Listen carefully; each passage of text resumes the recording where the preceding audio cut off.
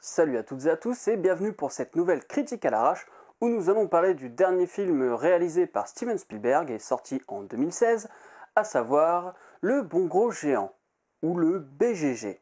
Et oui, pour ceux qui connaissent assez bien la carrière de Spielberg, il portait ce t-shirt là sur le tournage de Jurassic Park. Et je l'ai mis exprès pour me la péter. Sauf que lui, il l'avait en blanc et que moi, je l'ai dans un bleu qui n'existe plus depuis 1997. Alors, je vais faire une critique assez courte, parce que j'ai mal au crâne, je suis fatigué, j'ai quelques autres vidéos à faire, notamment Suicide Squad, et puis le Serial Watcher sur Stranger Things. Oui, d'abord Stranger Things, et ensuite Daredevil. Vous avez tous voté pour Daredevil, vous êtes tellement prévisible. Mais il faut d'abord que je vous parle de Stranger Things parce que c'est... Donc pour la petite histoire, disons que le bon gros géant, c'est l'histoire d'un géant qui se fait griller par une orpheline et qui du coup décide de la kidnapper pour pas qu'elle aille raconter ça à tout le monde.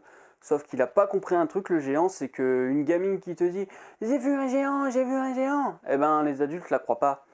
Et d'ailleurs elle lui dit, et lui il réfléchit pas à ça, parce qu'il a l'air un peu teubé quand même. Et donc voilà, d'un autre côté il doit aussi la protéger des autres géants qui sont 3 à 4 fois plus grands que lui.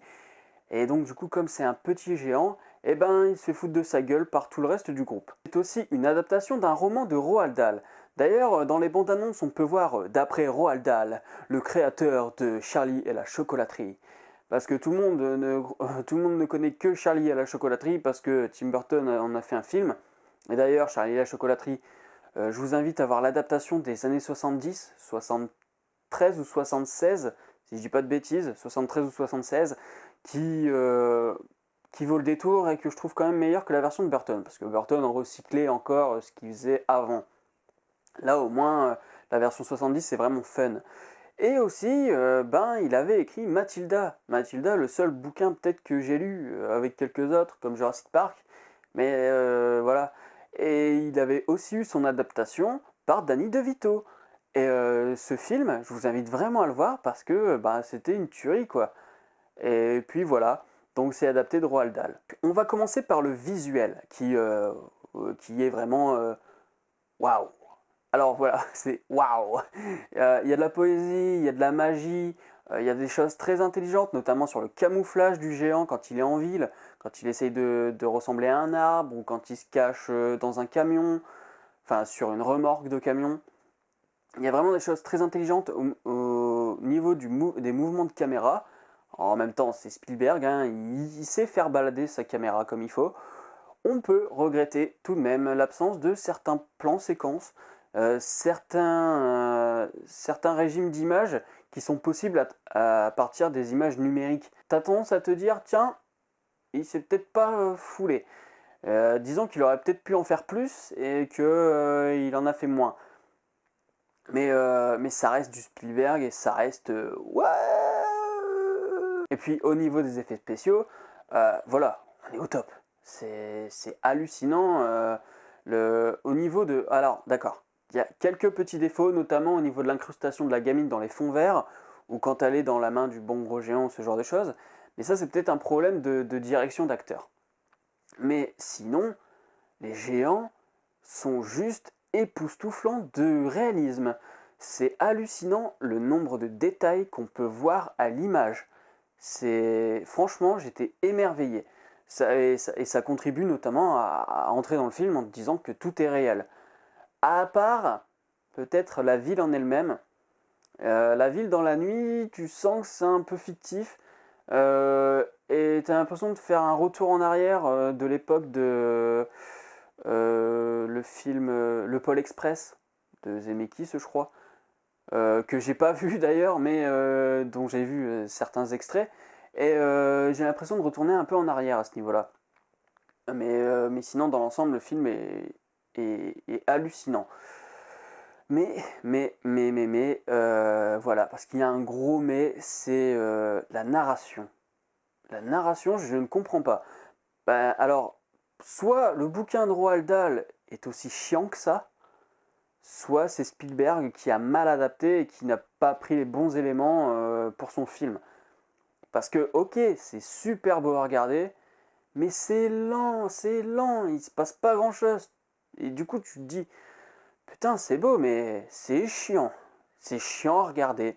C'est chiant à regarder, mais en même temps, tu te dis, c'est 2 heures de belles images. Donc, tu les regardes et tu te dis, bon, voilà, le film sera moyen dans l'ensemble. À cause de sa narration. Si la narration avait été mieux que ça, je peux vous dire que le film ça aurait été comme le grand retour de Spielberg au niveau du cinéma de science-fiction fantastique. Mais c'est pas ça. C'est pas ça. On aurait peut-être pu en attendre plus au niveau de la narration parce qu'il manque quelque chose. Il manque quelque chose. Tu sens qu'il y a un rythme, c'est boiteux. Et il y a quand même il y a quand même des scènes qui sont ultra cool à regarder. Notamment quand il essaye de s'adapter dans le palais de la reine, qu'ils essayent de lui faire une sorte de siège avec une table, et que lui, bon bah voilà, il goûte le café, il trouve ça dégueulasse, et voilà. Ça, c'était une séquence vraiment très comique et très intéressante au niveau de, de comment gérer l'espace et comment gérer un géant quand on n'a pas des objets à sa taille.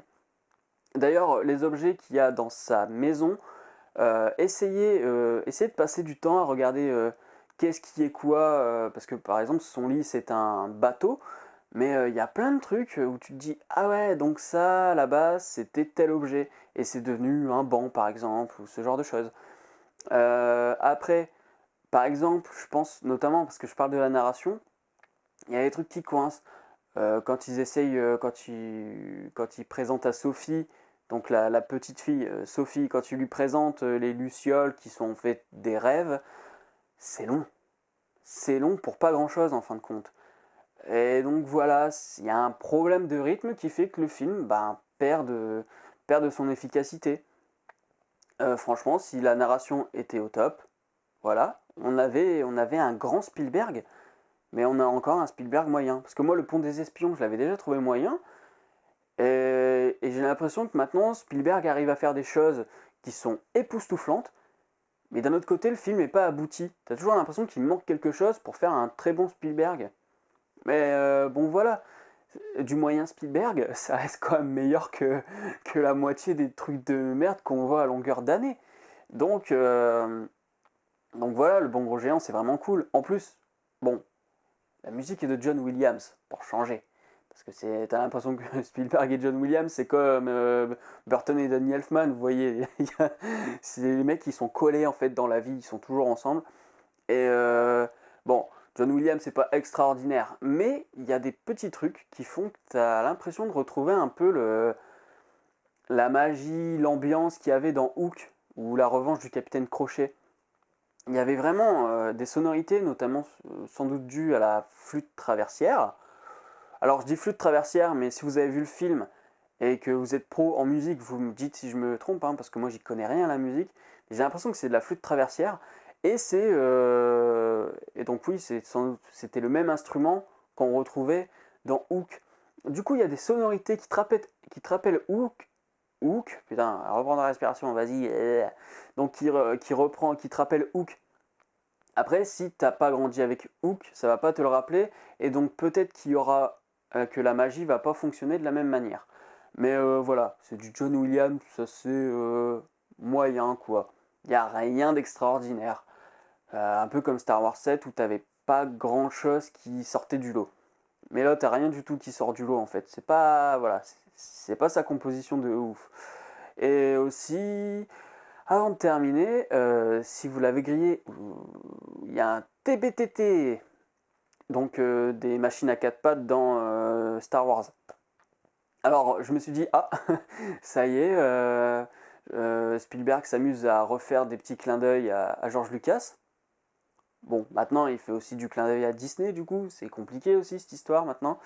Mais voilà quoi, un petit clin d'œil aux copains, comme d'hab. Et puis ben voilà quoi. Le Bon Gros Géant, c'est sympa. C'est très très beau visuellement.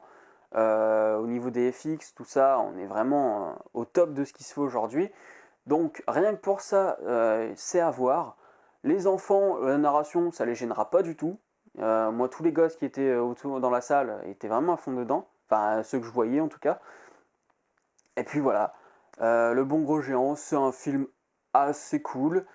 pas extraordinaire, mais du pas extraordinaire signé Spielberg, ben ça reste un bon film quand même.